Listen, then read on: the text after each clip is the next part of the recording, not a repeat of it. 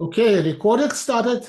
And Marcella, you have the flight controls. Welcome and Thank thank you. Thank you. Yeah. Yeah. Hello from the bridge of the Star Destroyer Lopez. I'm Marcelo Lopez, and thank you very much for joining us this evening. It's nice to see some faces that I've seen before and meet some new friends. Thank you for inviting me, Sasha. I really appreciate it. I know that for any of you guys who have been on LinkedIn for a while, you've probably been hearing more and more and more exhaustive talk about this thing called dysfunction mapping. My friend and partner Michael Lloyd, talking about it, blah blah blah, and stuff. And so more people have been asking questions. What the heck is this stuff? And I'm like, okay, fine. I'll go and I'll explain it. And I've been on a couple of podcasts to talk about it. But then Sasha gave me the opportunity to kind of go through it with you in a very, very brief fashion, because there's a whole lot more to it. And I think I've distilled enough that you'll get a sense for its usefulness and what it's about. But I'm all for fielding questions. And I've been warned that some of you may very well be of the disposition to ask questions. So I encourage you to ask questions along the way. But I've tried to set this up so that I could leave a little bit of time at the very end so we can have a general Q&A for us. So while I may take things in flight, I may ask you to put a pin in it, and we'll come back and we'll, go through the Q&A. So without further ado, I'm going to do two things. One, I'm going to start projecting so you guys can see what we're going to be using. And then secondly, now that you see what we're going to be using, I've invited you to the Miro board itself, because I'm not doing this on my own. I'm only going to be your host and facilitator, because besides explaining what dysfunction mapping is about, we're actually going to try it. Okay, is everybody game for doing that? Because I did promise Sasha on LinkedIn 0 PowerPoints. I mean, I did promise 0 PowerPoints, so 0 PowerPoints, and that's great. So I think I'm sharing my screen. Am I? Yeah. Am I sharing my desktop? Yeah. Sharing desktop too? Yeah, because I don't see the. Are you guys seeing it? Okay, awesome. Because I don't see the, normally Zoom puts a little green thing around it and I don't see it showing it. So I'm like, I get a little worried about that, but that's okay. And I'm going to turn off your cursors because I don't want it distracting me. Brief, and I'm going to be, 60 seconds or less. My name is Marcelo Lopez. I'm a certified Scrum trainer, accredited Kanban trainer. And as it so happens, I'm one of the 3 dysfunction mapping coaches slash trainers. Um, some of you might know I like to label myself an agile coach, even though, and I'm going to say it, Samantha, please don't get triggered. There's no such thing as an agile coach. I said it. I got it over with. Okay. And so now we can move beyond that. Okay. If you want to connect with me on LinkedIn, here's a little link. All right. If you want to find out a little bit about, upcoming classes, right now that list does not have a dysfunction mapping class. It will have one by tomorrow. Probably by the end of this month, I'm going to be putting on a dysfunction mapping class. All right. And you can follow that to a Google Sheet that has my class listing. Right. But I'm going to spend a couple of minutes talking about dysfunction mapping before we actually try it, okay? Because I'm not even going to describe it all before we actually just start doing it. Because I think that one of the ways of understanding dysfunction mapping is actually by doing it, all right? So I'm going to describe what dysfunction mapping is about. Dysfunction mapping is effectively a critical thinking, causal analysis, and experimental tool, okay? It's a way of looking at what we're doing for work, okay? Doing some sort of analysis, like I'm sure some of you are familiar with Ishikawa, causal diagrams, 5 whys. This falls into that general categorization of causal problem examination analyses tools, okay? All right.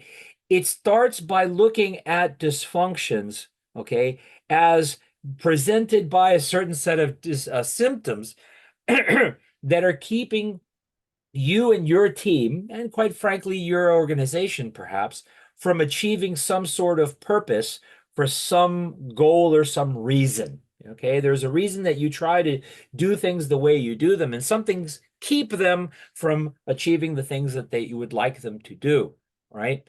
And so analyzing that sort of environment then sets you up to be able to theorize or hypothesize some potential solution, along with putting you in a position of having to critically think of, okay, how am I going to measure if this thing is actually working or not? How am I going to detail for myself if it's actually affecting the dysfunction, ameliorating or eliminating the symptom, and thereby obviating the dysfunction and letting me achieve the purposes and goals that I want to. The other thing about this is because it's highly visual, okay, it lends itself to collaboration. All right. And so, having sped that in 2 seconds, I'm going to actually bring you to me, because one of the things that I've done to dysfunction mapping is I've made it my own in a sense. Okay. And being a coach, I like the fact that, wait a minute, why is this not unlocking? Interesting. Because I'm clicking on the wrong thing. Well, there you go. There's always a technical glitch. So I like to look at the environment of folks working. And by the way, because you're all working in different environments, this is going to be a somewhat messy thing for the first couple of steps of the exercise, because what I want you to do is to engage with me in an appreciative inquiry exercise. For those coaches that are out there, you're probably familiar with what appreciative inquiry is. The idea is, look at the environment that you're working today. I don't care whether you're using Scrum or Kanban or some other sort of approach. Yes, you could even be using SAFe. It's okay to say it. I'm not going to say anything against it. Okay, at least not here. So I'd like for all of you to take a moment, okay, and grab some stickies and think about what's actually working for you and your teams today. So there are some stickies. You will not run out of stickies. So I'd like for you to take a few minutes, and I'm going to set the timer, okay? And I'm going to have to be managing the time box. So be thinking quickly. 3 minutes in the world of work for you today, with you, your teams, the managers, the executives, whoever you're working with. What's actually working today? All right? Take it away. What's actually working today? Share back some things that are working for you today. And when you say something general, I'm going to probe you a little bit and say, what about that? What about that is working for you? Be specific. Don't be general. I want some specificity here. What specifically is working today? What sorts of things are working for you today? Okay. And by the way, I see a few people on here, but I'll be quite frank and transparent with you. Okay. This session will only work if you are hands-on and not just sitting in the back of the bus. So I'm going to nudge you and encourage you repeatedly to get your hands dirty. Okay. This is applicable to work environments or any collaborative environment that involves teamwork. Okay. I could see where you could apply this to a familial setting. Okay. But its genesis primarily comes from the world of work. I would love to have a conversation around its applicability in a family setting, and that's a very interesting use case of it, but it is primarily targeted at the world of work. Okay, it is primarily. Thank you for the question, Bill. I really appreciate it. Okay, we've got about a minute and a half.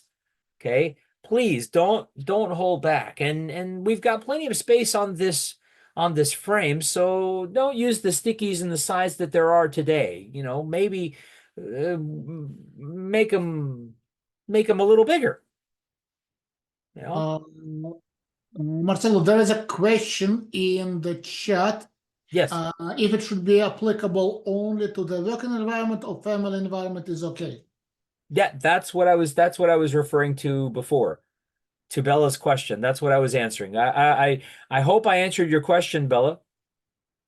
Please do let me know if there's a follow-on question, or if that got to what you were wondering about. Okay, good. I see a reaction. Awesome. Okay.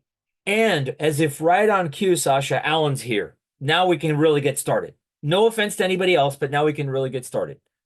Ha! You know, You put too much on me, sir. that's okay because as you can see in the Zoom window, okay, I'm putting you to work, buddy. Okay. And so that being said, I'm popping the link to the Miro board. So now you have no excuse. Okay, fantastic. Oh, cool. Cool. That's really nice to know, Samantha. All right. Well, we've kind of exhausted, well, not kind of, we've exhausted the time box here. So let's look at this for about a minute, okay, and appreciate the things that are working for us today, okay, because pretty soon I'm going to flip the script or flip the coin on you, okay. We've got things from collaboration, transparency, being able to speak openly, servant leadership. That's fantastic, okay. Now I'll share with you the reason why I start off with having a little bit of appreciative inquiry in this sort of exercise, okay, is because it's going to come in handy later on when we look at, once we've created a dysfunction map, okay, at how you can take this beyond the scope of your brain and take it to others. Because one of the things about dysfunction mapping is it's not meant to be done by a practitioner in a vacuum. Okay. One of the purposes of the dysfunction mapping practitioner workshop is to teach you enough for you to be able to try this on your own with others. Okay. So you're going to be taking this to others and working with them for them to create for themselves, along with you, a map of how they can pursue improvement together. So having this appreciative inquiry at the beginning is very important because now you've got tidbits of things that you can use to approach others with when you discuss things that may be making folks uncomfortable in their work environment. Okay, so as I promised, I'm going to flip it on you. And so for the next few minutes, okay, I'd like you to say, okay, well, now that we know the stuff that's working, well, what's not quite working the way that it should? Okay, what could be better? Clearly not desired, or you know what? It's just not working for me, Alan. It's just not, it's not working for me. So let's grab some stickies and let's share out. Remember, this is like Las Vegas, right? I've been assured by Sasha, this is like Vegas. What's said here stays here, even though it's being recorded. So let's share back some of things that could be better. They're not clearly desired, or they're just not working. Okay. Right. And if anybody's kind of lost, I'm going to bring you guys to me. Okay. Because I know I do need to keep you here. And I'll be honest, this is one of those slap it against the wall, see what it sticks sort of things. The more ideas we have shared here, the better. Okay. This is a pivotal step in this I'll call this little workshop. Okay. The more things, it doesn't have to be fully fleshed out either. Okay. It could just be a gut feel sort of thing, and you just put words on it and then bang.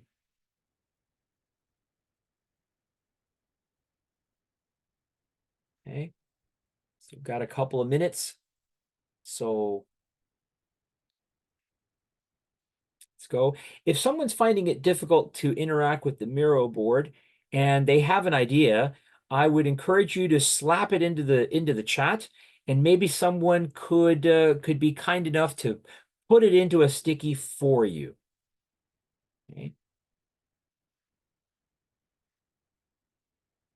And I think since we got somebody who just joined, I'm also going to take this opportunity again to post a link to the Miro board that we are using. You still have a minute and a half to the people who just came in. Don't wait. The question is, what could be better? what is clearly not desired, or hey, it's just not working. Okay, and I do mean in the world of work where you're working today. Okay, what's not working?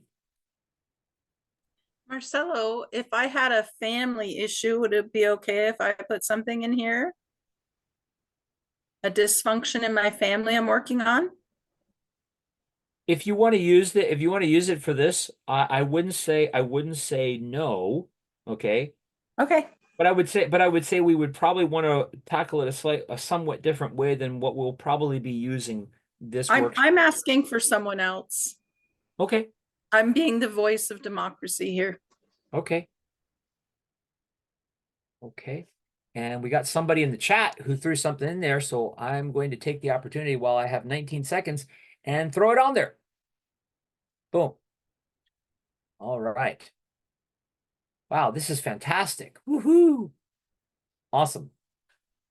And I see before we run out of time, I'm going to do one thing to this because, all right, time is up. But what I'd like you to do is if you're in the process of typing something, what I would like you to do is finish up what you're typing and put it on this board right away. Because the next step in this is going to also be highly interactive. But I need everything that we're going to use here, there. Okay. Sasha, do you want to put that sticky in there real quick, or are you good with how it is? No? You good? Okay. All right. Okay. Thank you for that, Samantha, because the next step is, okay, I am going to create a voting exercise here. And to give us a selection of things to choose from, okay, I'm going to give everyone 2 votes. 2 votes and 2 minutes. Okay, only 1 vote per object per person. Okay, I want this democratic. All right, 1 vote per object per person, 2 minutes. You get to pick your top 2. Actually, I'll give you 3 minutes because I want you guys to read through some of these. Okay. Unfortunately, we don't have the time to scan all of them for as long as we would like to. So on the count of 3, scan through these and vote on your top 2. We good? Scan through this and vote on your top 2. 3 Do a little clarification. Top 2 of what? Top 2 concerns? of the sticky notes. You'll only be able to vote on sticky notes, Slava. Right. But top 2 what? Top 2 concerns Of in the my organization, or top 2 things I want to discuss? top 2 from anybody. Look at the stickies that are there. The 2 that stand out the most to you, vote for them. It's as simple as that. Okay? I don't want you to overthink it in this case. Okay? If something really stands out to you, whatever those top 2 things that stand out for you are, vote for them. Good? 3, 2, 1. Go for it. I'm not voting, so you guys have voting that's running. So I'm showing you the time, but I'm not voting. Okay. Okay. 3 of 8 people have voted. That's great. Fantastic. Thank you. 4, 8. Thank you.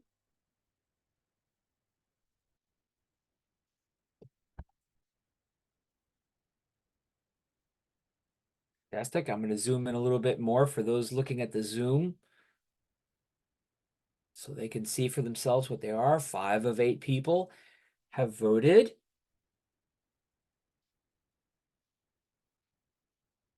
Fantastic. Yeah. All right, 6 of 8 people. And the reason I keep looking to the right is because my second display is over here. It's not that I'm not paying attention to you guys or to the chat.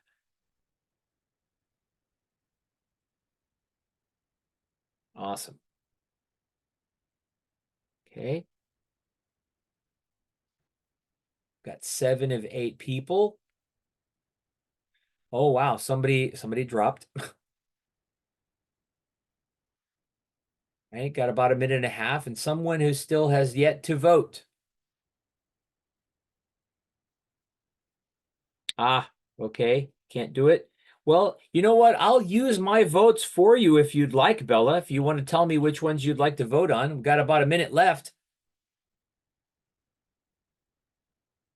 If you want to tell me which ones, you could even unmute if you like. Fear, okay, you would like to vote for fear. And now I have one more vote. And transparency, where is that? This one up here at the upper left-hand corner, I think it is. Yes, low transparency, low trust. Yes, okay. I've now voted. Okay. Is there anybody else that would like to vote? I No? think Jody would like to vote, but she has apparently is on a phone or something and can't vote. Oh boy. Okay. I'm happy to give up my votes if you would like. Well, we've got 26 seconds, so you can unvote and vote for her if you'd like. Your call. Yeah. All right, I was able to do one for her. Okay. Well, there's still 7 seconds left, and then it'll be done. And then we'll get our results. Okay, preparing our results. Beautiful. Okay. So we have our votes. And we have a tie. Planning and predicting culture and metrics weaponized. Pretty decent selections. Okay. So what I'm going to do is I'm going to copy these. Okay. And why am I going to copy these? Because, okay, I'm going to use these as the chosen suspects. Now, sometimes I would choose the top, but I'm going to give you a choice, and I'm going to let you guys discuss it. And I'm going to, I hate to say it this way, rather force you to discuss it, okay? To choose a suspect, okay, from here, okay? What things could be better? What things could be better? In other words, when a dysfunction seems to be, could be well understood, okay? What could be a rationale behind why? Okay, we call those symptoms in dysfunction mapping. Why do we think metrics are weaponized? Okay, and possibly even how? Okay, and how is it that our plans or predicting culture have a challenge? Okay, so I'd like for you guys to now thinking about these two. Again, I will give you a couple of minutes and I'll do it this way. One, the person who chose metrics weaponized, could you please unmute yourself? I will give you 60 seconds. Tell us a little bit about what you mean by metrics being weaponized. Okay. Whoever that was, please unmute yourself now. I'm going to turn on the timer. Go for it. So oftentimes I've seen metrics weaponized inside companies, and it's usually for teams that have some kind of board where they're measuring velocity or cycle time or something like that. And management will say, well, team A is able to do 60 points, but team B is only doing 20 points. What's wrong with team B?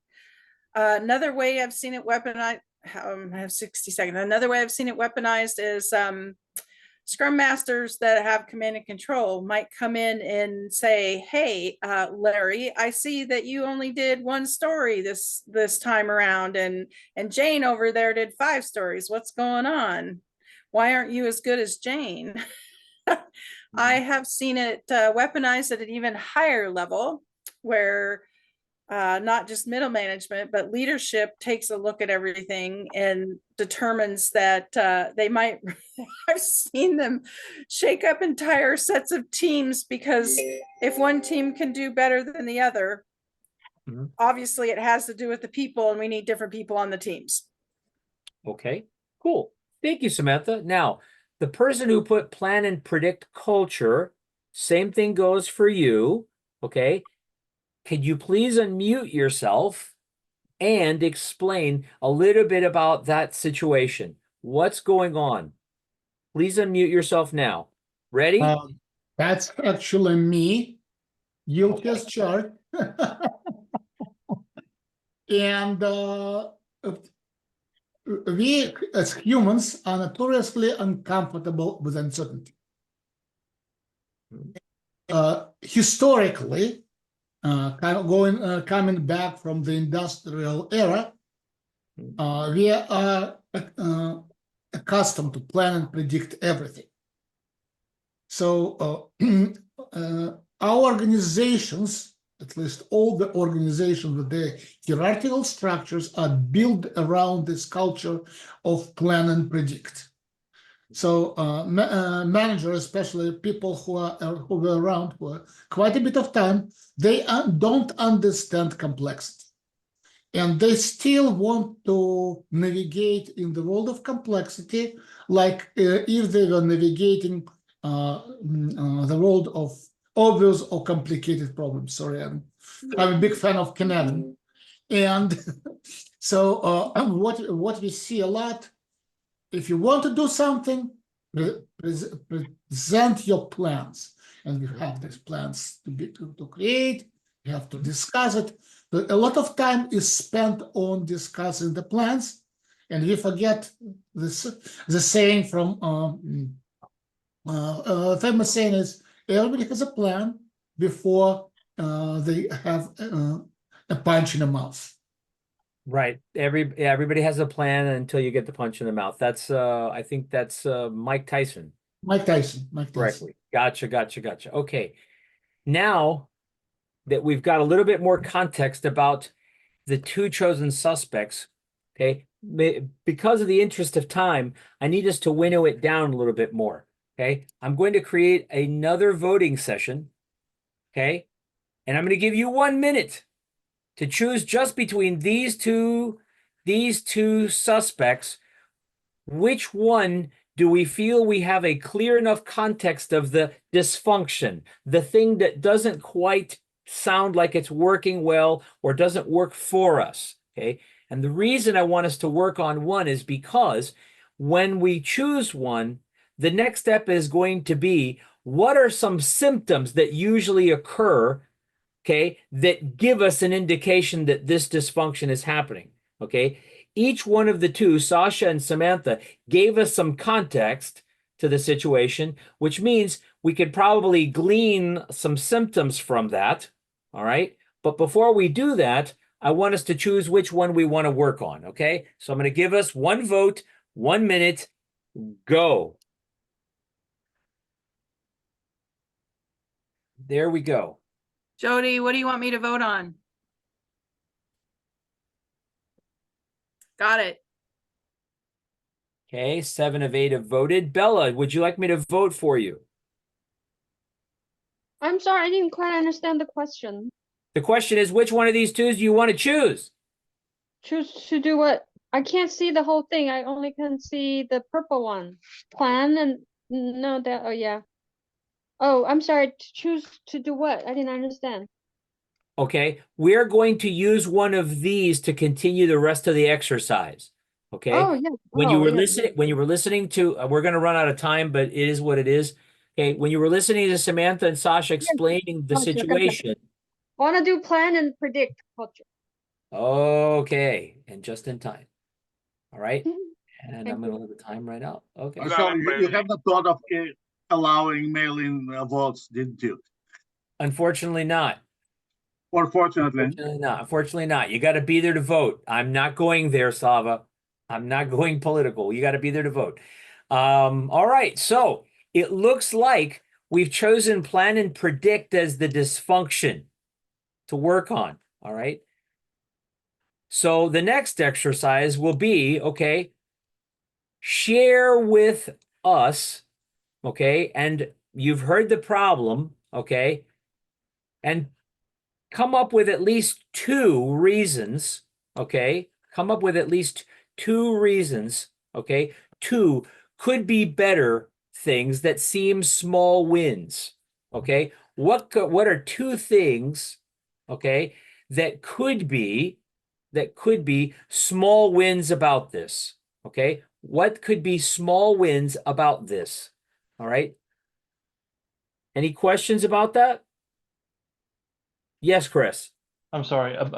Small wins as far as changing that Yeah. attitude. What Okay. are some things? What are some things? Gotcha. What could be better things seem small wins that you could work on this with? Okay. All right. 3 minutes. 3 minutes. We're going to choose from whatever we put in there. So use the white space to drop in some ideas, and then we'll vote on them. Okay? Choose the white space, and then we'll vote on them. I'll organize them again so we can take a nice, clear vote. Okay?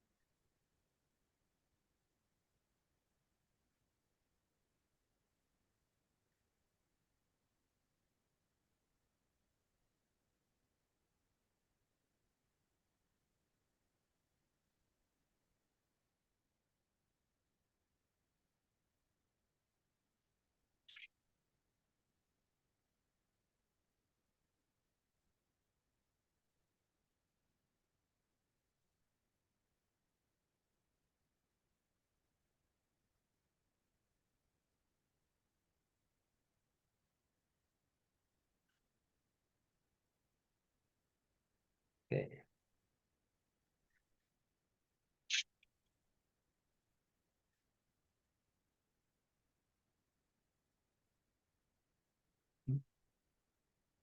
This may be a tough one to crack in 1 hour, Sasha. I'll be quite honest with you.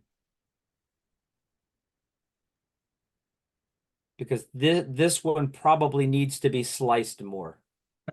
But we'll try it. Hey, Who said that it would be easy? this is what happens. This is life.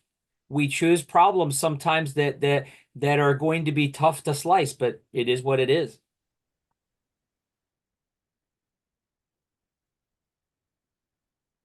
Hey, we've got about 20 seconds left.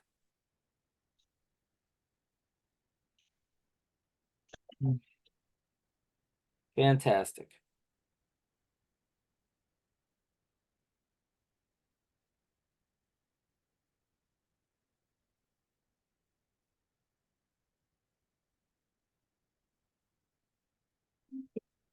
Okay. Fantastic. Now, forgive me for a second, but I'm going to save these. Move them over here for a minute. Okay. Go with me for a minute. Now I'm going to ask the question a little differently. Do me a favor and tell me, why do you think we get ourselves into problems when we try to plan and predict culture? Why do we get ourselves into problem? Do you guys understand the question? Why do we get ourselves into problems when we try to plan and predict culture? Let's take another 3 minutes and put together some ideas. Why do we get into problems? In other words, we're asking ourselves why now. Marcelo, I don't understand, what does it mean to plan and predict culture? I didn't quite. Okay, you missed that, unfortunately, Juan Carlos. when we I were heard Sasha talking about it, but it still went over my head actually. I understand that. Unfortunately, like I was saying a couple of minutes ago, we as a group have chosen a rather generalized problem. If it had been more specific about culture, we might have been able to crack it a little bit easier, but we're going to make a go of it. So if you're feeling uncomfortable because it's too vague, you're right. If we were doing this within the workshop, the dysfunction mapping workshop, we would have probably asked Sasha to slice it up more, to pick one aspect of planning or organizing or predicting culture change, for example. Okay. But given the time period, we don't have the time to slice it up in a way that it would be very simple to point right at it. Okay. So I apologize if it is a little vague, but this is what we've chosen to try to crack. No, it's cool. It's This philosophical. yeah, It's like a this philosophical. highlights, yeah, and you're right. This highlights the challenges of some of the problems that we face in the world of work, isn't it? Okay. Some of these problems are a little vague and they need a little bit of extra work to slice up. Okay. And they take time. They take time, don't they?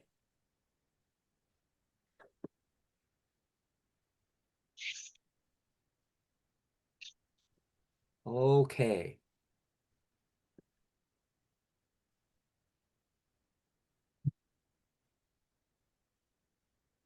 Yeah. I, Your group chose a really pesky problem to vote for, Sasha. Alan, you were going to say something. well, the sticky is not saying we're trying to plan and predict culture. It's saying the culture is plan and predict. Maybe that's part of Jose's confusion or Juan's confusion is that the sticky is saying the culture is one that wants to plan and predict everything. We're not trying to plan and predict a culture. Yeah, perhaps we need to know more about this problem before trying to solve problems that does not exist. Yeah. Yeah, because inside of the workshop, when we create the funnel, to step back for a second, the funnel of things that are not desired, okay? One of the things that we have each one of the teams have a conversation around, okay, is about which problems are tackleable.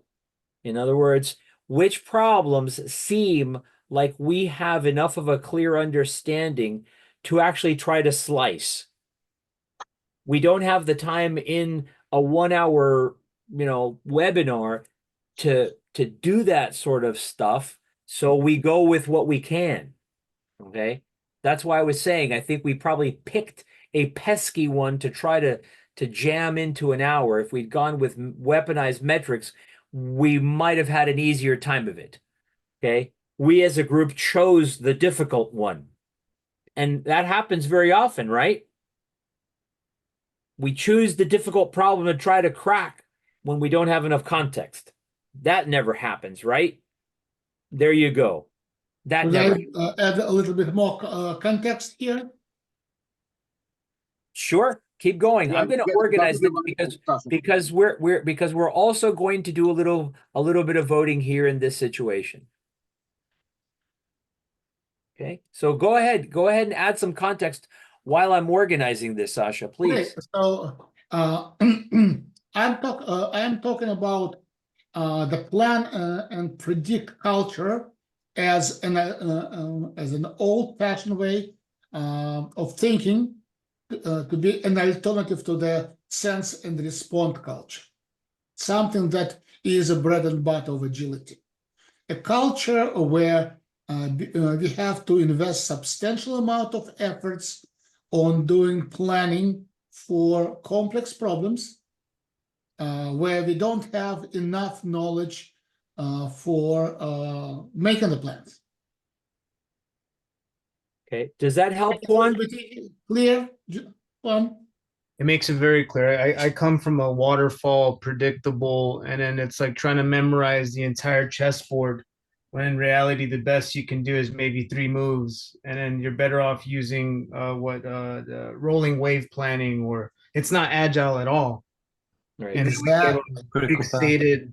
I get it. The last one, it was true. I was overthinking it. You literally mean a plan and predict culture, a culture of always like trying to plan and burning calories on what you don't even have enough data on, like, right? More or less. Yeah. Yep. Got it. Yeah, I get it. No, this is a good one. It's I like it now that I Okay. understand. Okay, good. I'm glad that context helped out. All right. So what is it that we're voting on? Okay. What we're going to vote on are the top two whys. Okay. And we're going to call those the symptoms that contribute to dysfunction. Okay. Did you guys get that? Mhm. The top two contributors to that dysfunction. Okay. We call those symptoms in dysfunction mapping, right? I'm going to give you 2 minutes, 2 votes, 1 vote per object. Okay. You ready? 3, 2, 1. Go for it.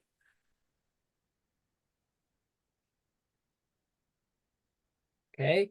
And 2 of 8 have voted. Okay. Bella, if you would like me to vote on your behalf, Jody, I'm gonna zoom in as best I can so that you can see all of them at once. And if you tell me which 2 you would like to vote on, I will vote on them for you. same for you, Jody, for me. If you let me know what you want, I can vote for you. Okay, we've got a little bit more than a minute left.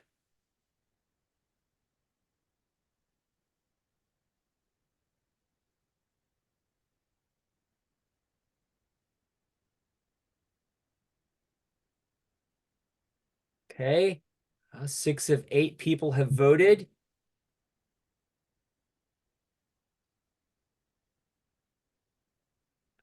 I hate to sound like an auctioneer, but going once, going twice, third time's a charm.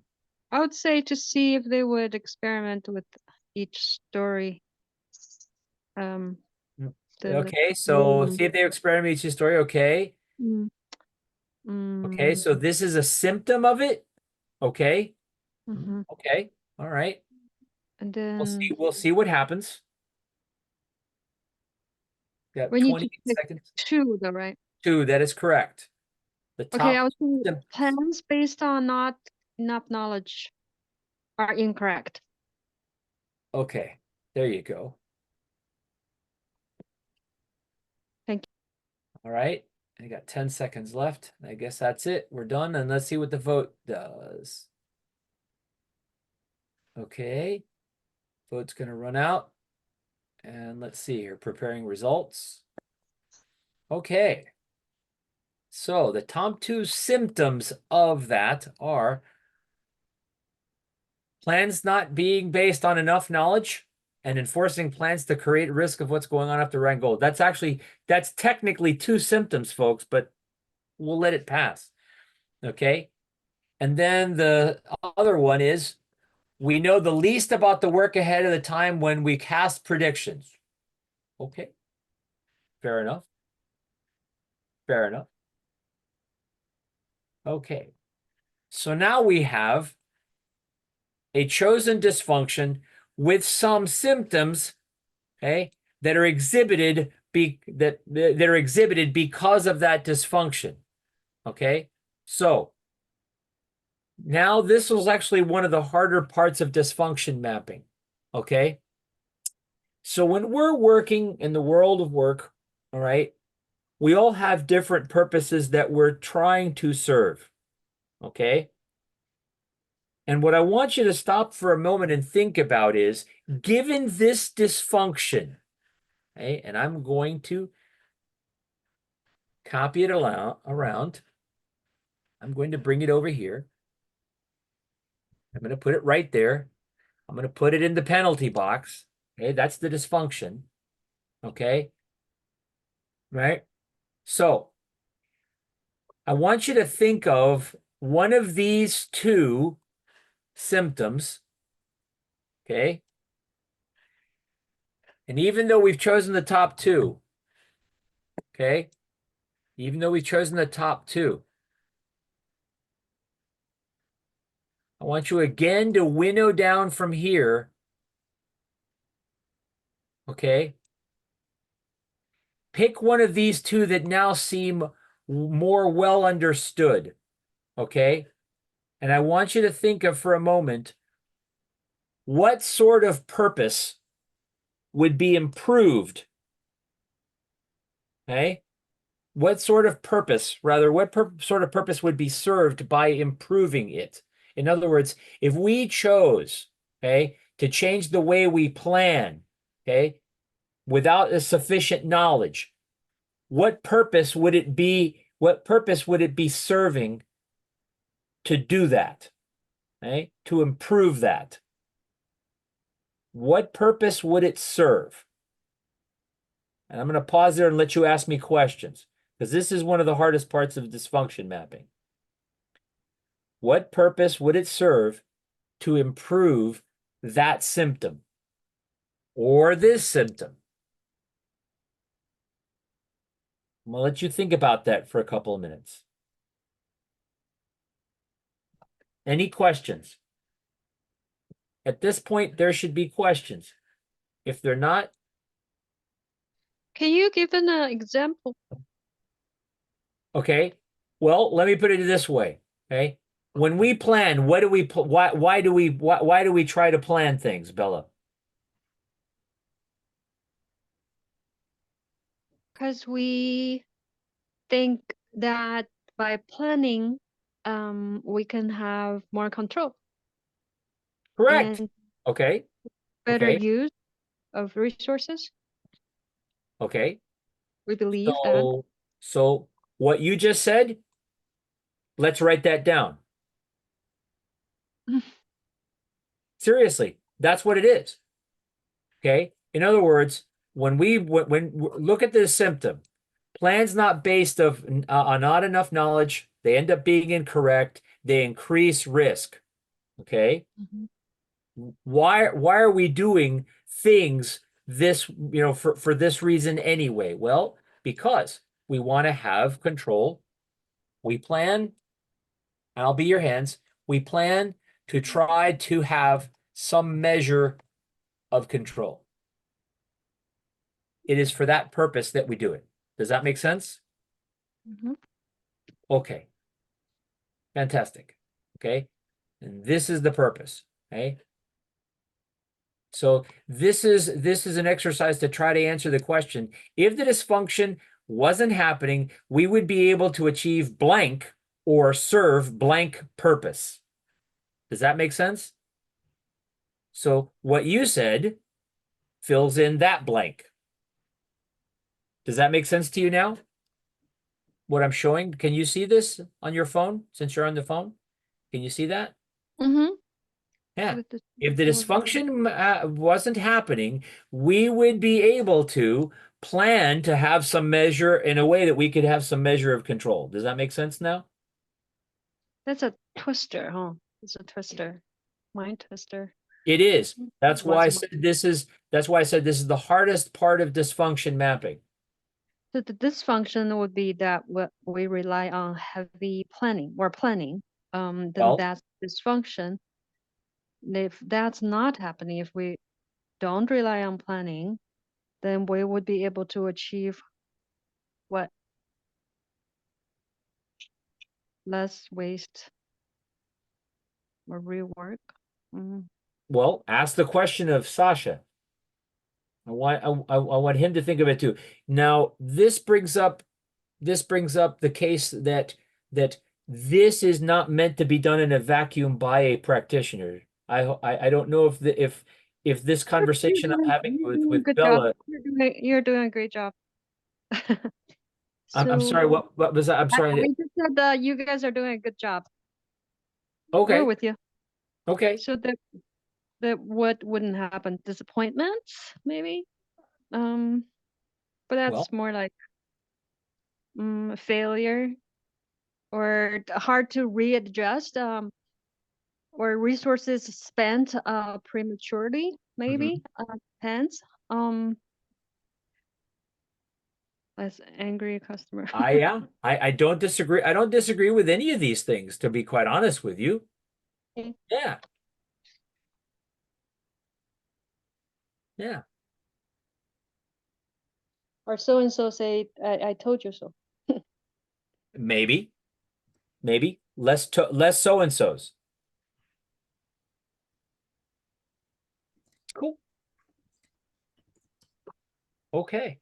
So now we've got some purposes behind this dysfunction. Right? Now, it gets even more challenging to think of when we start putting this stuff together. Okay? Because now I'm going to bring in the dysfunction. Okay? But before we bring in the purposes and the symptoms observed, okay, I'm going to ask you guys to choose, because we do have a lot of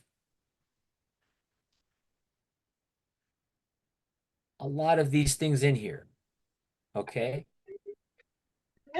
Now I'm not going to challenge you as to whether some of these. I'm sorry. You're kind of breaking up on this. Okay, he dropped off. All right. All right. So I'm not going to challenge the veracity of some of these purposes. They all look pretty reasonable, but again, I'll say some of these are going to be harder to serve than others. Okay. So I'm going to create another voting session here for you guys to choose what one purpose from all of these would you like to try to tackle? What one purpose from all of these would you like to try to tackle? Okay, because you've created for yourself quite a few different things that Sasha's dysfunction, okay, is holding back. Okay, because when you have a dysfunction, it's holding something back from being able to be served or achieved. Okay, hopefully that what I just said makes sense. Okay, so I want you guys to think of which one of these purposes makes most sense, especially given the time that we have remaining, to try to fix or to try to address. Right? And I'm going to start the voting now. There's 2 minutes. 2 minutes. Which one of these Jody, which one do you makes want? most sense? Which one of these makes most sense to try to serve? Marcelo, experiment and attempt improved ways of working. For some Yeah, I reason, get that. it's not selectable. I get that. Okay. And unfortunately, I'm gonna probably have to omit it for the sake of time because I'm looking at the time. And I apologize for that, folks. I'm not sure why it didn't bring it up in the voting box. Maybe because it was being typed on when I started it. I'm not really sure. Okay. But for the sake of the time that I'm keeping an eye on, all right, I'm not going to restart the voting. Bella, from the ones that you can see, you want to vote on the yellow one, Bella? Yes. You know you're choosing the one that can't be chosen on, but okay. So, well, you know, it's okay. It's okay because I'm gonna 8 of 8 people have voted, so I'm going to end it, and then I'll add the one vote for you. Okay, so if I were going to add a one vote to yours, to the yellow one, okay, the other sticky called more value over time with smoother delivery still wins out. Unfortunately, it got the most votes. Okay? I would also vote for the yellow one. Well, even if you voted for it, Sasha, it still would have gotten less votes. Now, hopefully, nobody else was thinking of voting for the yellow one. Okay? Hopefully that we don't have that situation. All right. But again, because I'm paying attention to this time box and trying to get us through it, okay, in 1 hour, okay, I'm having to grab this. So I'm going to grab these two symptoms and I'm going to throw them over here. Boom. Okay. So now I'm going to give you guys 3 minutes to brainstorm what sort of actions on our part could help the purpose we're trying to serve or achieve, okay, be understood so that it can be part of our habits. Okay? That is the question behind us. What sorts of actions on our part could help the purpose we're trying to serve or achieve be understood? Okay. And if you're asking by understood by who? By the people who don't understand it, the people who don't support it. Okay. So that it can become part of our habits. And I'll start the stickies. Start the time box rather, not start the stickies. Start the time box. Brainstorm some things, small, large, doesn't matter. Let's just get them out there. Okay. This is this function. This is the purpose that we're trying to serve, more value over time with smoother delivery. And here's some dysfunctions that are happening, or rather some symptoms that happen. We plan not based on enough knowledge. We try to enforce plans, thereby increasing risk and going after the wrong goals. Or we know the least of the work, least about the work ahead at the time when we cast the predictions. What sorts of actions could we take? What sorts of actions could we take? Got 2 minutes.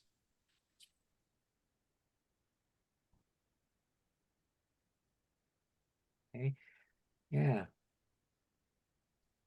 2 minutes. I'm zooming out. I'm going to take us down here for a second. Oop. Okay. Boom, boom.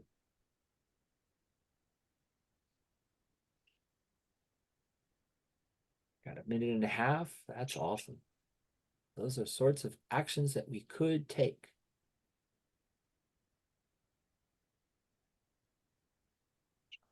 Yeah. And don't just leave the stickies small, make them maybe a little bit bigger. We've got some space. Don't worry about it. Okay. And we do have a voting ahead of us here in this exercise. We do have a voting ahead of us in this exercise.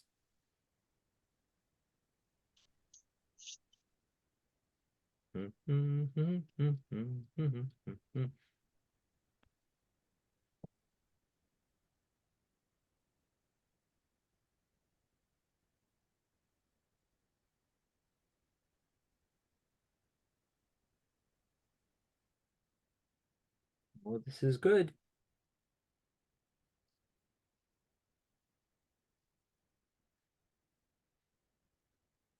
Now, mind you, some of these stickies may bear some explanation. So the clearer you are about what your actions are, the clearer you are about what your actions are, the more possibility that your action may get voted on. The vaguer or more generalized your action is, the likelihood is it's going to probably not going to get voted on. Okay. Right. We've we've exhausted the time box here, so I'm going to create another voting thing here. And what I'm going to ask you to do, okay, because if I remember correctly, yeah, 2. Okay, that's right, 2. Okay. I'm going to ask you to vote on your top 2 actions. Top 2 actions. And I'm extending the voting area to cover all stickies. If you're editing a sticky, when I start the voting, it likely will not permit you to, or permit anybody to vote on it. Fair warning. Okay, because we've got 17 things here. Okay, give 1 vote per object. I'm going to zoom in so that Bella can see it. All right. This is our voting area. You get 2 votes because I need to have the top 2. Okay, but I'm going to still give you 2 minutes to read through these. So please do not edit these stickies. Do not click at them. Try to edit them. 3, 2, 1, go. Okay. And Bella, I've zoomed in hopefully enough that you can scan through them. And if you wish, I will vote on your behalf which of the top, these are the top 2 that you would vote on. And if you need me to scan around, I will. Thank you. I feel a lot of it, a lot of those are very intuitive. It's built in the human mind. You just gotta do it. So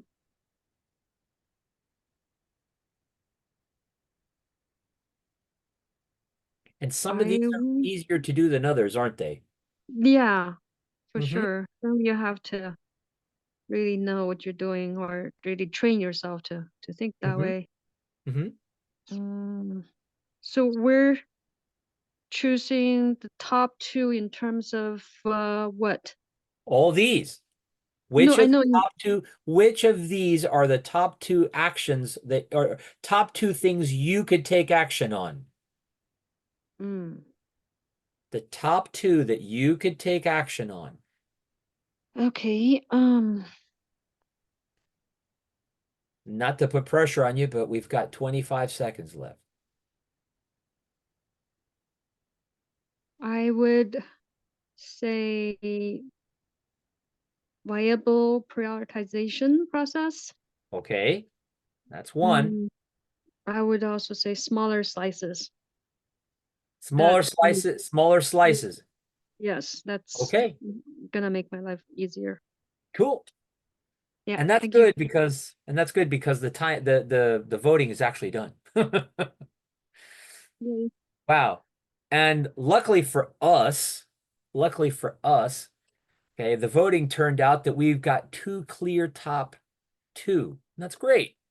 And I think a lot of them, we should have used some kind of affinity diagram because a lot of those were related. So they could have been in groups. I don't disagree with you. I don't disagree with you. Okay. I don't disagree with you. Like iterative development and deliver in small increments, they both got votes. So I think that's the same thing. So it's viable prioritization process, value-based planning, and I think I saw something else in this. Okay. If we had the time, I would probably entertain your motion on the table, Slava. Oh, I understand. Just Okay. just So just noticing. I'm glad that you're noticing. Okay, because these are the sorts of things that we would do something about in the workshop. Okay. All right. And I'm copying and pasting these things because I'm organizing them, because when we're done organizing them, okay, when we're done organizing them, it's going to make sense. Now, let's look at this for a minute. we've organized the parts of things that are going to go into our dysfunction map. Okay. And so the next step is, again, a little bit of brainstorming. Okay. And what are we going to be brainstorming on? Well, we're going to be brainstorming on the two proposed, now we call them solutions. Okay. Because the idea here is that if we want to do some continuous discovery, should help us solve the issue behind the symptoms that are surfacing the dysfunction that keep us from our purposes. That was one long run-on sentence. Do you want me to repeat it? Great. I knew that someone would ask me to do it. Okay.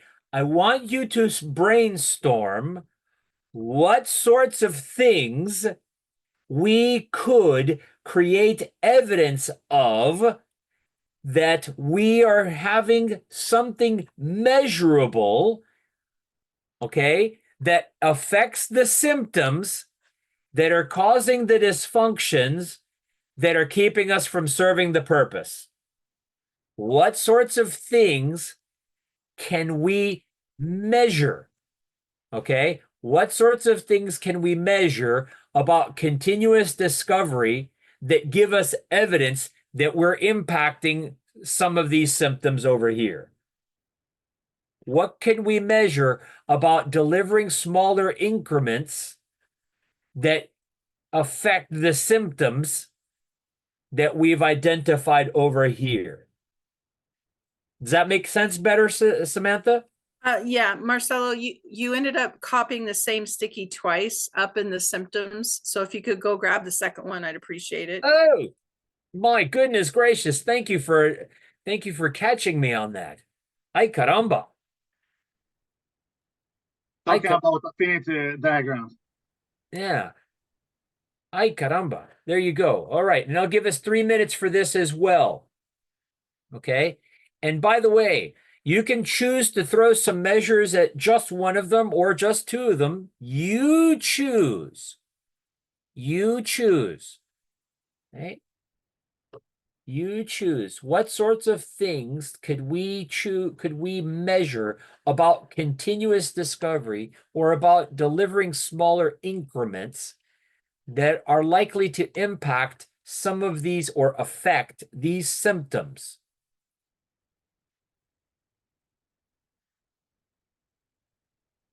And when we're done with this picture, we're going to use the things that are here to build a dysfunction map.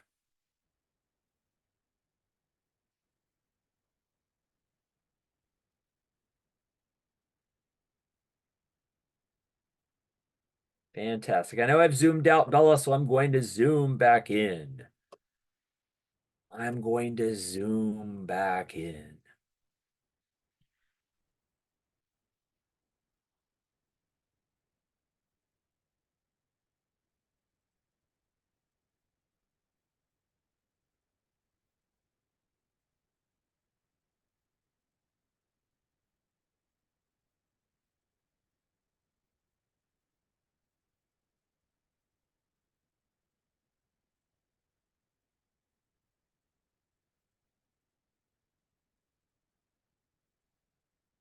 Wonderful. Fantastic.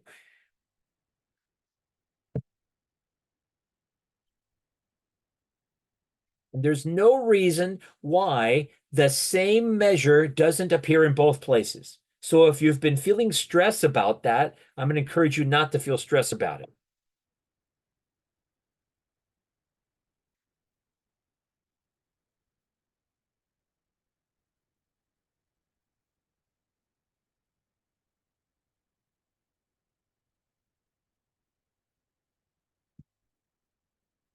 All right.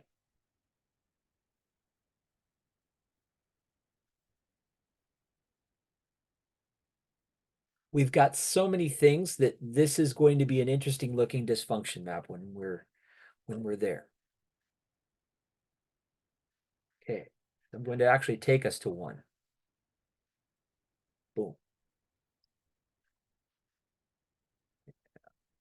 While you guys are doing that, I'm going to be blowing this up.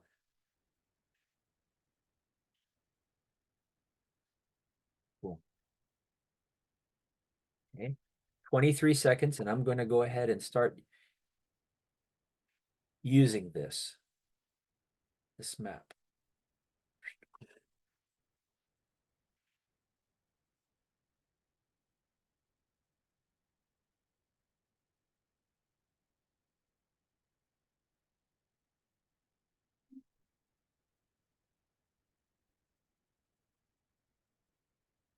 Fantastic. Okay, great. So we've got a bunch of different things that we could measure, okay? So that when we try to apply some more continuous discovery, which is what I assumed when the person who put continuous discovery up there as a sticky, they meant more than whatever you're doing now, even if it's 0, because even if you're doing 0, doing it is more than 0. So that's good. All right. So this is this is a map for you guys to, I guess, get a sense for what you want to go about measuring as you try to provide a way of demonstrating that you're impacting the dysfunction somehow. Okay? And well, that's a fire. Okay, that's interesting. That's an interesting measure. Okay. So I'm going to copy those and we'll bring them over to the dysfunction map. And we're going to look at our dysfunction map next to another one that's an example that I've brought along with me to kind of walk. Okay. Because even though putting this together, I'm sure doing this in such a short period of time felt kind of disjointed and janky, and I fully anticipated that it would. Okay. Once you look at that example next to it, it will hopefully make a little more sense. Okay. And in the workshop, we would be building it, be building it this way, by the way. Okay. We'd be building it this way.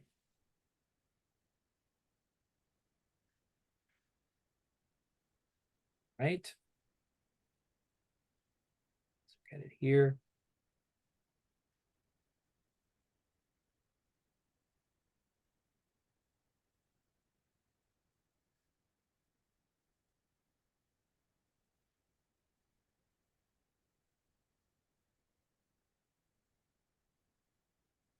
Okay.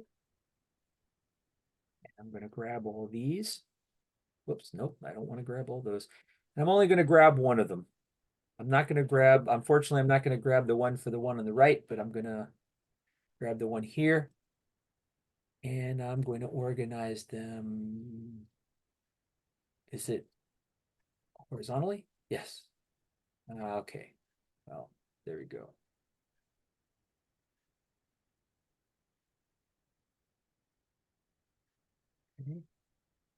I don't know, I'm going to do it this way. Get it.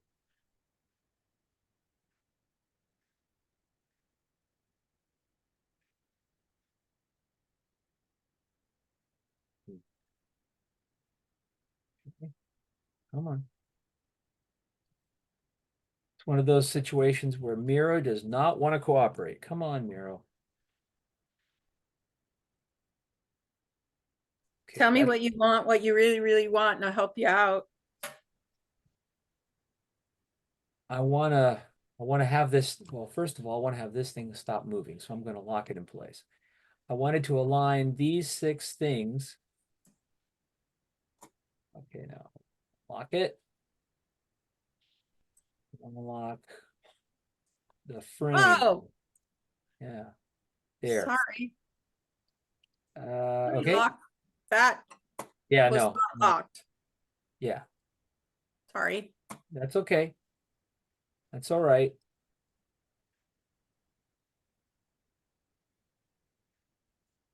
You want us to increase these stickers? I will in a second. I will in a second. The reason I'm going through this is because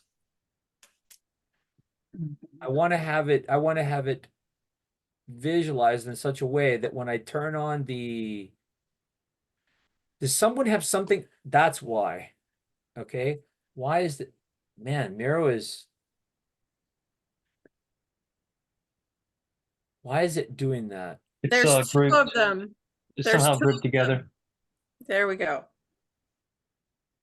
Okay, but no. The two are grouped together now somehow. So if you select them, you can hit Control Shift G. Thank you. There. I got it. Got it out of there. Oof. Wonder why it did that. That's really weird. They introduced layers, and since they introduced layers, it's doing weird stuff like that. Yeah, this is Good times. Crazy. thanks, Miro. I Yeah, couldn't, the other day, I couldn't create a frame of all things. really. Yeah, it's bizarre. Okay. All right. All right, let me leave these for a moment here. Okay. So if we look at the dysfunction map here,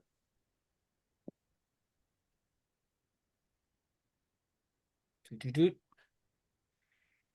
we look at it in the way it's laid out here in the dysfunction map, okay? We have these negative outcomes that we're observing, okay? Plans not based on enough knowledge end up being incorrect. They increase the risk, okay? Okay. We end up trying to plan the things that we know the least ahead of time and when we cast predictions, okay? How is that exhibited? Now, what good practice might cause these symptoms? Being able to plan better. That would be the way that I would have worded this, okay? What purpose is this affecting? Okay, smoother delivery and more value over time. Okay, what solution could we attempt to try to achieve that purpose? Well, let's do some more continuous discovery. All right, how do we know that this discovery is actually being useful or is helping us be better at serving that purpose? Well, we count the number of actionable work items. We create spikes to let us learn.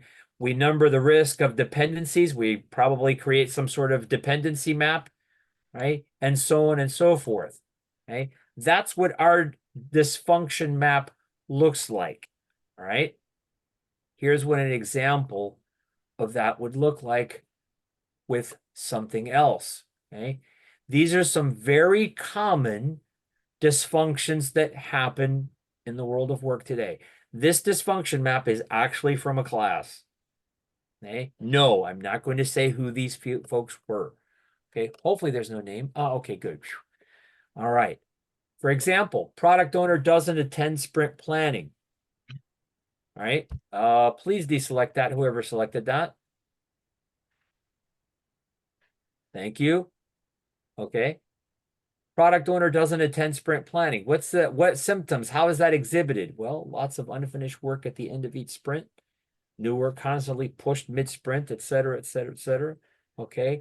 Well, what purpose would it be to have a product owner that attends sprint planning? Well, because if they represent the customer and they're accountable for the value of the work, we'd get better results, better outcomes. Okay, well, what sort of thing could we try? Well, maybe have a one-on-one product owner to support their personal growth, maybe run some training with the product owners. Well, how would we measure that those symptoms are being addressed? Notice they're very much in tune with the symptoms themselves. New work items pushed, number of work items pushed mid-sprint, the number of unfinished work or percentage of unfinished work at each sprint, the time since the sprint review to show unfinished items, okay? Some sort of checkbox in the daily scrum to see if there's an overrun, okay, of work, okay? Maybe some WIP limits and stuff, okay? And so this is what a finished dysfunction map would look like, okay, from a team's perspective, which is why when we try dysfunction mapping, we try to get very, very granular with what's actually happening. What's actually happening, right? When we took on Sasha's dysfunction, okay, it's actually a pretty big dysfunction that needs to be sliced. Okay. So if we were doing this together, Sasha and I, let's say Sasha and I were working at a company, okay, we would probably take some time to slice and dice this dysfunction and say, what sort of other dysfunctions are children of this dysfunction? And identify some of those, okay? And then choose some of those smaller dysfunctions and say, well, what sort of symptoms are exhibited by these dysfunctions? All right. And then, well, what purpose does that dysfunction keep us from achieving? It could be this same purpose. Okay. It could be some aspect of smoother delivery. Okay. Or it could be some aspect of delivery itself. Okay. Less risky delivery, for example. Okay. More valuable delivery could be another example. And then we'd say, well, what could we do to address those? What would be the potential experiment that we could try to get more, or rather less risky development delivery? We don't undertake such risky things, for example. What could we do to not undertake such risky things? And then how would we measure that we've undertaken less risky things? Okay. How is that description tracking for you guys? Because I've said a whole lot and I want to shut up a bit. There's some parts where I'm kind of stuck with the dysfunction versus symptoms and how that ends up cascading, like, or working from the left to the right. I get the metrics. It's like the smallest action you can make to see if you're actually working on that solution. And the purpose being like, what's your ROI? Why even invest in this in the first place? So that kind of proves it. In my mind, where I'm stuck is I see the dysfunction as maybe the problem listed. And then I'm using dysfunction as, in my mind, I'm connecting that as a synonym for problem. And I don't know if that's the case, then I'm struggling with that because I believe symptoms derive from the problem and not the problem from the symptoms. Like No. the symptom of headache and the solution is Tylenol, but the real problem was dehydration. Like that's where I'm kind of stuck, is like, is dysfunction akin to problem? Chris. The way I understand it, dysfunction is more objective, whereas a symptom is something more subjective, like something you feel or perceive. Throwing it out there. Sorry. No, and you're right. No, but you're absolutely right. Okay. The dysfunction is something objective. A symptom is something subjective. It could be this. It could be that. So the symptoms are like hypotheses, they're guesses to what the dysfunction is, Or or what is it you feel? Oh, my head hurts. Okay. What do you think is causing my head to what do you think is causing my head to hurt? Could it be because I am dehydrated? Could it be because my blood pressure is high? or Could it be stress, some other right? reason? Could Yeah. it be, well, stress could it be stress, which is caused by, which causes high blood pressure, that kind of stuff. So the idea is a dysfunction is something objective. A symptom is something subjective. Okay. Thank you for that, Chris. Okay. For some reason, I feel as though you may have done this before, Chris. With Mike, yeah. He was in town and I treated him to Chick-fil-A. I was blessed. Yeah. I cheated. That's okay. I'm glad that you cheated. I'm glad that you cheated. And by the way, the challenge that Juan Carlos brought out is very typical. Okay. and is also a symptom of the fact that we try to jam an entire day's worth of work in 1 hour. Yep. Okay, because what we've actually done here, this whole dysfunction map is actually a full day workshop. And I've actually had conversations with Mike that in some cases, depending on what it is, it actually take longer.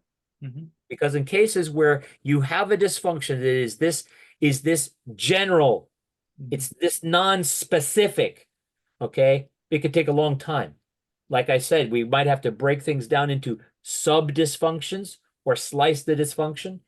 Gabriel, you had a question. This Or you is had an more like observation. a presentation question, and it might be better for Mike but you probably know as well. What was the thinking to structure it from right to left? Because I know that challenges a lot of people because we tend to think, well, many cultures, not all, tend to read from left to right. Okay, I'll say it this way, to keep people from jumping to the solution too early. Okay. Nothing more complicated than that.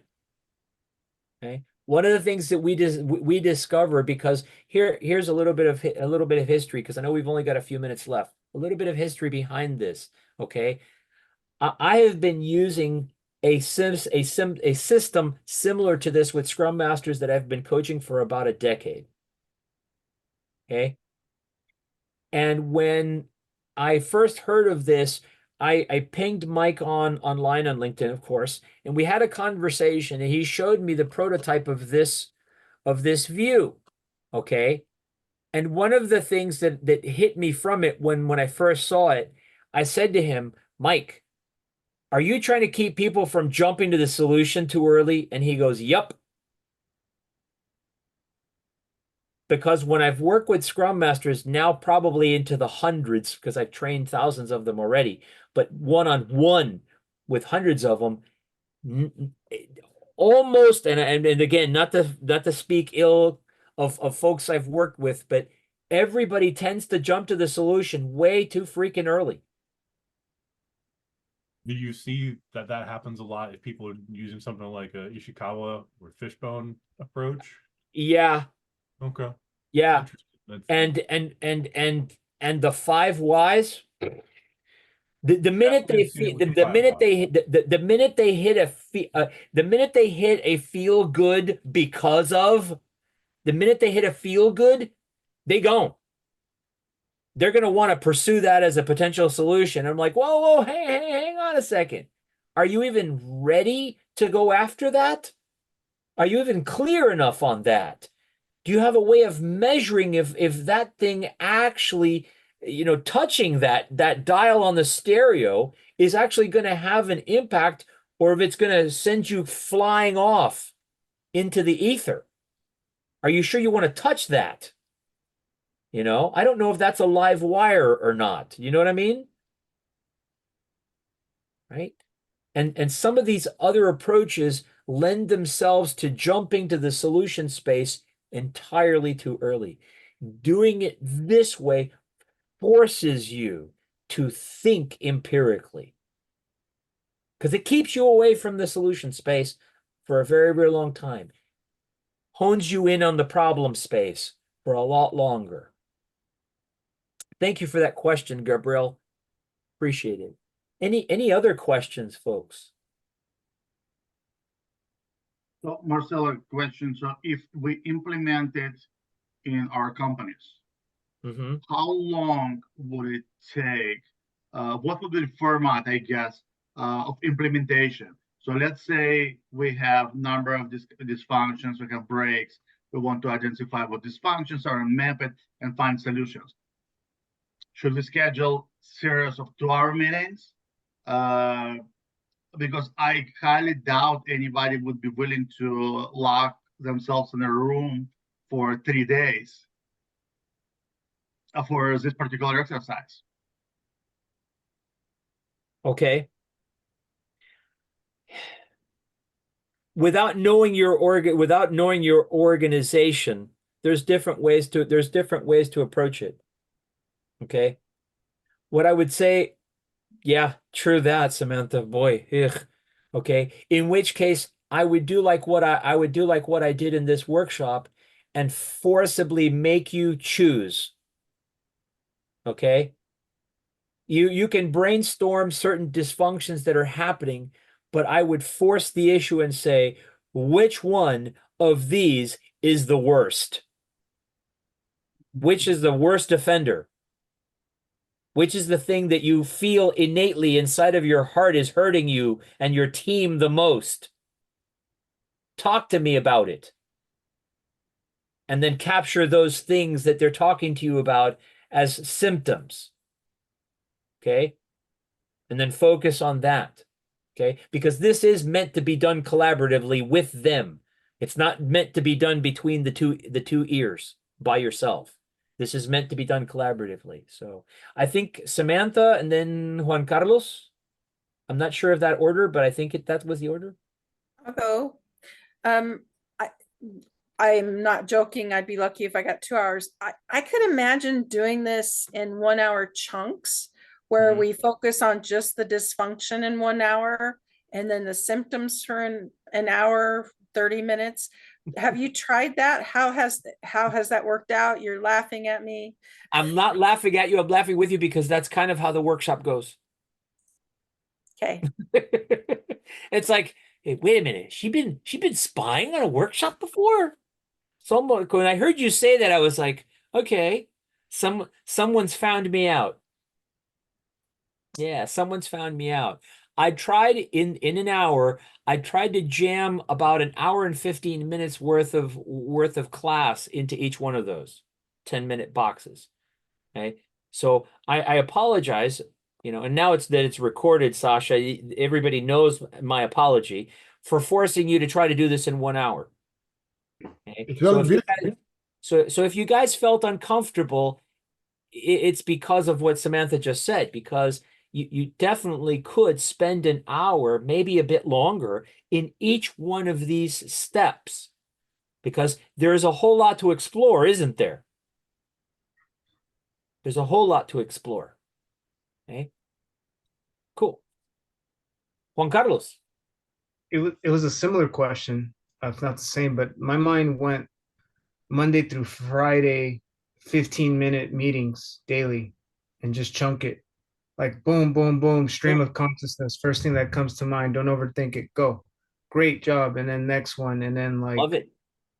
Well, the question would be for me would be, would people remember what we did in the last meeting and why? that, What that was crossed our kind of the mind? question too. But Yeah. then at the same time, I kind of like the stickiness of this experiment, because then at the very least, you get a lot of ideas and a lot of symptoms and a lot of people like throw their frustrations, and you got something to work with. I don't know. I was just kind of curious of that as a thought experiment. Mm-hmm. Yeah. Chris. From a facilitative standpoint, I've made it asynchronous. So that first asynchronous part, I give them the link to the board, and the map is hidden. It's hidden away, but all they have is the space to come up with symptoms, and they just throw as many symptoms on there as they want, because people understand what symptoms are with a really quick explanation. Let them have at it, and then after that, it becomes about doing a dot vote to prioritize. Mm-hmm. And then once you have all the items prioritized, then you can kind of have at it. The other way, and this is risky, and Marcelo can scold me a bit on this, is to condense the problem definition space. There's different ways of doing that. I won't go into it. Okay. Yes. But yeah. No, I'm not going to scold you. I'm going to say, yeah. Okay. Could we? Okay. Assume for a moment, Juan Carlos, we're dealing with a Scrum team. Yeah. Okay. Assume we're dealing with a Scrum team. Great. Fantastic. Confine the problem to things happening with events. Yep. Confine the problem to things happening with artifacts. Confine the problem to the definition of done. Confine the problem to quality increment, which is kind of related to definition of done, but slightly different.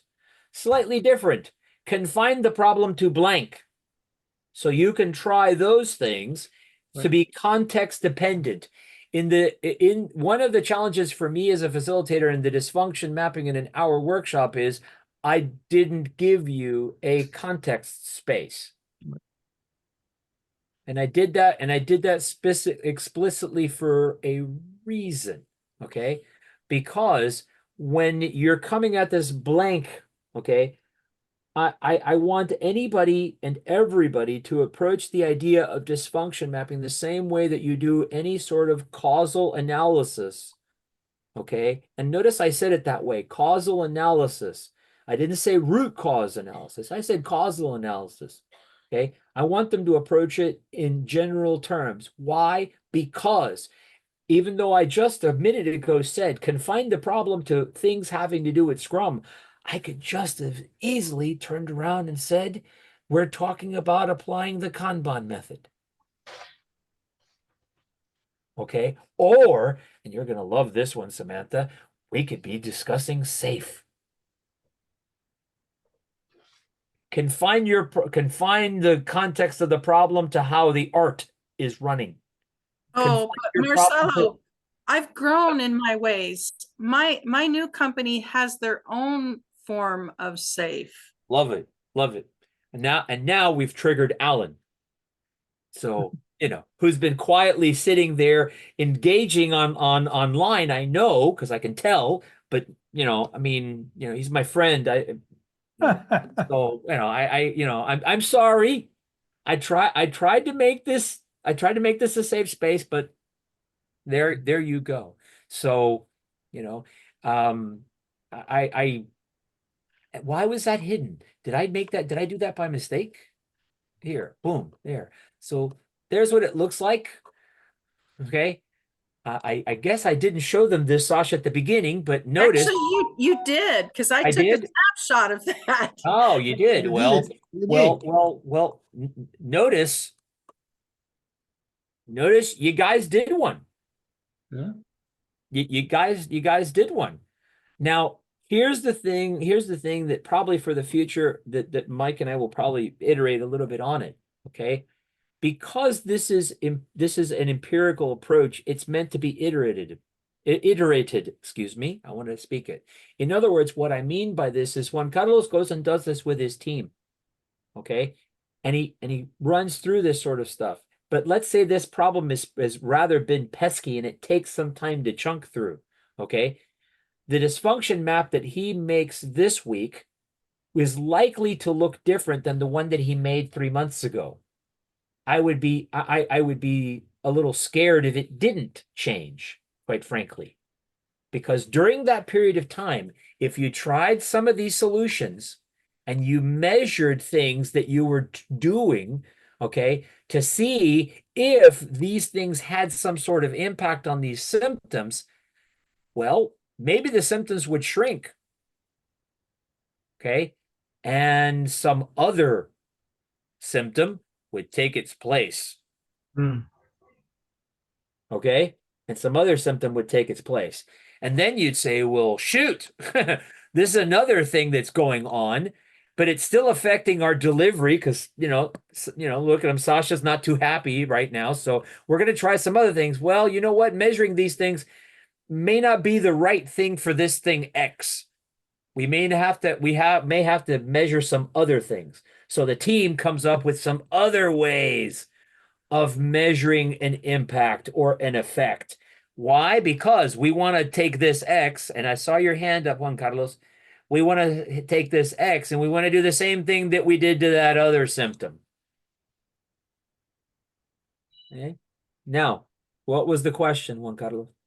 I just, so that I understand this, it's kind of like Kaizen is baked into this. Like we're taking one thing, we're like, let's run with this. We think this is the best one. We voted on it. Let's clean through it. We iterate through it. And then we either realize, yeah, whew, that was awesome, or we went off through the wrong symptom, or that wasn't even is that more or less kind of the idea of it, where you're just like improving one little spot, one little thing, and then correct. Is that what Kaizen is also? Like I'm like the In general effect, philosophy of in it? effect, the idea of Kaizen is to find better where it can be found. Okay, find better where it can be found. Okay, and sometimes we're lucky, and we do find the thing, the thing. Okay, Roger that. but sometimes we just uncover one step towards the thing. And sometimes we go off the rails on the crazy train. Okay. Another thing that Mike and I, and actually he was talking at a conference just this past week, and I will probably put together my own similar conference talk, is that you can apply OODA thinking to this. And I see your hand, Alan. I did not ignore your hand, and I saw your hand too, Samantha. Okay, but you can apply OODA thinking to this as well. Okay, because the idea behind this is you should be observing, orienting yourselves, taking some sort of action, okay, and then assessing it continuously. Okay, so you can apply OODA thinking to this stuff as well and iterate. And I'm not sure if Samantha was first and Alan, or if Alan was first and then Samantha. I didn't have my hand up. I was over here shaking my fist at the world. Oh, okay. All right. Well, we'll come back to that. Alan. So the thing that just surprised me in this exercise is that we declared this function and then declared the symptom.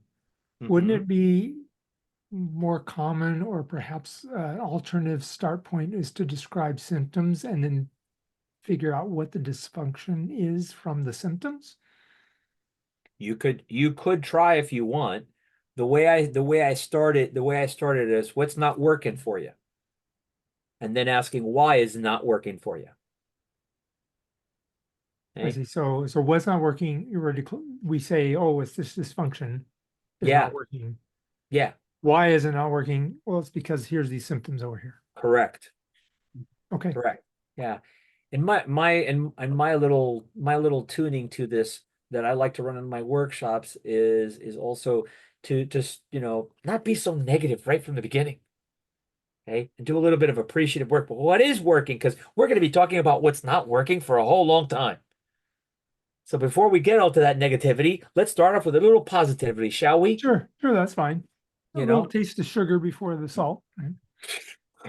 Yeah. Speaking of, you just wow, that was a memory, Alan. Yeah. My grandmother would give me a little sugar cube before she had me take something called castor oil. Now, some of you may not know what that is. Some of you may not know what that is, but some of us of a certain generation are very familiar with what that is and why our grandparents had us take it. Ooh. But she would give me a sugar cube before she gave me the castor oil. Honey. Yeah. I learned to ask for the sugar cube after the castor oil. I had no choice. Anyways, inside of this dysfunction map is an empty one, and there is a little bit of guidance in here as well. You guys can hang on to this this template. I am not going to erase it. I am not the sort to erase these sorts of things. So you are free to use this. Okay. I remember I had these things here for a reason. But since we started off with not talking about Scrum at all, I wanted to wait. But when we're teaching this in the class, we do talk about Scrum, we do talk about Kanban. So for example, here's an example of a common Scrum dysfunction. Okay. You could think about it. Well, what kind of dysfunction? Yeah, the developers they don't make themselves accountable for quality. Okay. It's interesting. Well, what's a common symptom that causes that, or that is a thing that you can observe that causes that? Well, too much work in progress. Okay, distracts the developers. Okay, they're flicking stuff from back and forth, so they can't focus. Okay, when they can't focus, it affects quality. Okay. And we use these cards inside the class. So these cards are actually from the class itself. But I just put them there for examples of the sorts of things. So even in the class, I don't necessarily have you start just from zip like I did in this webinar. Okay. So in the class, you would actually have some examples to help drive the conversation. Hey, I'm not a sadist. You know. Anyways, I'm fresh out. So unless you guys have any other questions, I'm good. Thank Okay, you, Sasha. Thank you. let's open up for the last question, if you have any. Going once, going twice. Okay, let me stop the recording.